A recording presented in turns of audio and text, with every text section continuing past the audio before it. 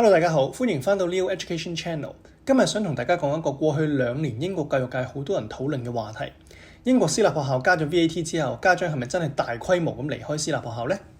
由2025年開始，英國政府正式向私立學校學費加徵20% 嘅 VAT。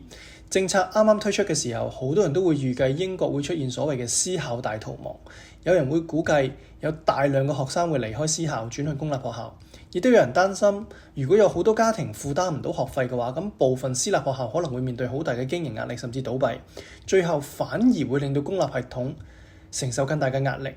但係最近英國教育部公佈嘅最新入學數據又反映出一個幾值得思考嘅情況。根據英國嘅媒體報導，教育大臣 Bridget Phillipson 表示，當初預測嘅大規模私校學生轉去公立學校嘅情況，暫時並冇真正嘅出現。最新嘅數據顯示，英格蘭嘅公立學校嘅申請數量係並沒有大幅增加嘅，甚至地區比去年略有下降。即使係一啲倫敦私立學校比例比較高嘅地區，例如 Kensington and Chelsea、Hammersmith and Fulham， 都冇明顯見到學生大量咁流入公立學校嘅情況。咁當然啦，呢件事唔代表 VAT 對私立學校完全冇影響嘅，因為有一邊嘅學校私立學校界亦都指出啦，自從 VAT 嘅政策實施之後，私立學校嘅學生人數係的確有下降嘅，部分學校亦都面對更加大嘅經營壓力。所以有趣嘅問題就係，唔係私立學校有冇受到 VAT 嘅影響，而係點解嘅影響好似冇一開始大家想象中咁誇張呢？我覺得呢件事背後反映咗一個好多家長都忽略嘅現實，就係對於好多選擇英國私立學校嘅家庭嚟講，佢哋買嘅其實唔單止係課堂嘅教育，因為好多家長揀私立學校唔係單純因為考試成績，而係一整套嘅教育環境，包括校園嘅環境啦、師生嘅比例啦、老師對學生嘅關注程度、音樂、體育、課外活動嘅資源、大學升學嘅支援，同埋一啲人脈啊、網絡啊，甚至係整間學校嘅教育理念同學習文化，咁呢啲加埋晒一齊，先係好多家長願意俾私立學校學費嘅真正原因。咁所以即使學費因為 VAT 上升，有部分家庭都未必會即刻話：哇，太貴咯，我哋即刻轉去公立學校。因為對佢哋嚟講，真正考慮嘅未必係單純話呢間學校平唔平，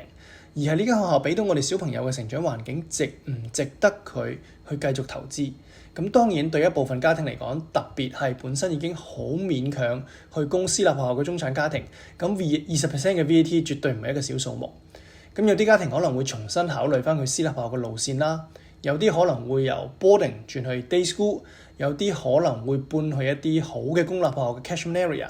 咁有啲可能會重新評估究竟私立學校仍然值唔值得。所以我唔會話 VAT 冇影響，但係更加準確咁講，應該係 VAT 有影響，但係影響唔係簡單一句話，好多家長會離開私立學校咁直接，而係對於私立學校本身嚟講，呢個政策其實係一個好大嘅考驗。咁因為你個學費貴咗，家長自然就會問得更加仔細啦。你嘅 academic support 係咪真係夠強？你嘅 pastoral care 係咪真係做到位？你嘅升學支援係咪真係有價值？你嘅課外活動係咪真係幫到小朋友發展呢？同埋你嘅校園文化係咪啱我個小朋友？咁換句話講，私立學校加咗 VAT 之後，真正受到考驗嘅唔單止係家長嘅財力，亦都係每一間私立學校嘅競爭力。我覺得呢件事對於家長選學校嚟講有一個好重要嘅提醒。睇學校真係唔可以淨係睇價錢，貴唔一定好，平亦都唔一定差。私立學校唔一定適合每一個小朋友，而公立學校亦都唔代表冇好嘅選擇。真正重要嘅係你要睇返小朋友嘅性格、學習需要、家庭預算同埋學校可以提供嘅實際價值。如果一間學校嘅學費好高，但係小朋友喺入邊冇被理解、冇被推動、冇真正嘅成長，咁再貴都唔值得嘅。相反，如果一間學校不論佢係公立定係私立，都能夠幫到小朋友建立自信、發掘潛能、培養學習興趣，咁呢啲先係真正適合嘅學校。所以無論你支持定係反對 VAT 嘅政策，最新嘅數據至少提醒我哋一件事：家長選擇學校嘅原因遠遠比學費本身複雜。而間學校嘅真正競爭力，亦都從來唔係單淨係價格，而佢能唔能夠持續為學生創造一啲真正嘅教育價值。如果你而家都考慮緊英國嘅私立或者公立學校，或者唔肯定加咗 VAT 之後仲值唔值得行私立學校嘅路線，歡迎 WhatsApp 我哋。我哋可以根據你小朋友嘅年級、目標、家庭預算同地區，幫你分析一下邊一類型嘅學校會更加適合。如果你覺得呢條片有用嘅話，記得 like、subscribe 同埋 share 俾你身邊正考慮緊英國學校嘅家長。我哋下一條片再見，拜拜。